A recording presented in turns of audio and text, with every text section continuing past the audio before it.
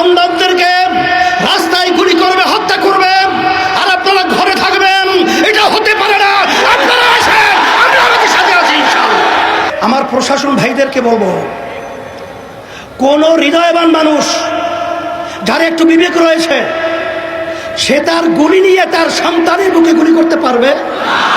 তাহলে এই নরপিশাচ, তুই আমার সন্তানদের বুকে কেন গুলি করলি? তাহলে বুঝা গেল তোরা প্রশাসনের নামে কলঙ্ক।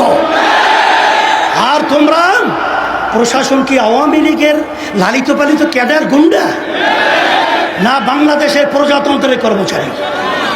কিন্তু তোমাদের কার্যক্রমের মাধ্যমে আজকে প্রজাতন্ত্রের কর্মচারী প্রমাণিত হয় নাই। আবু সাঈদের হাতে কোনো অস্ত্র নেই, ওর হাতে কোনো লাঠি নেই, ও একটা মেধাবী ছাত্র, ওর কোনো সন্ত্রাসীর কোনো তালিকা ওর নামে নেই। সেখানে ঠান্ডা মাথায় ওর বুকের ভিতরে একটা নয় কয়েকটা গুলি করে পাখির মতো লুকিয়ে ফেলে হয়েছে। আর সেটা আমরা বসে বসে দেখব, আর সেটা আমরা সহ্য করব? এটা হতে পারে না, হতে দেওয়া যায় না। এর প্রতিবাদে রাস্তায় নামতে হবে। খুনিদের বিচার বাংলার জমিনে করতেই হবে। তাদের বক্তব্যের কারণে আজকে এই হত্যাযজ্ঞ বাংলাদেশে ঘটেছে।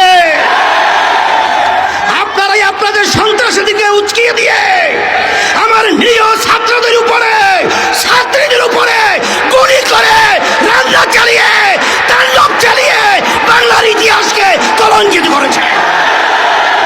আমরা এই দেশের মাটি জন্মগ্রহণ করেছি, আমরা এই দেশের সন্তান, আমরা এ দেশেই থাকবো।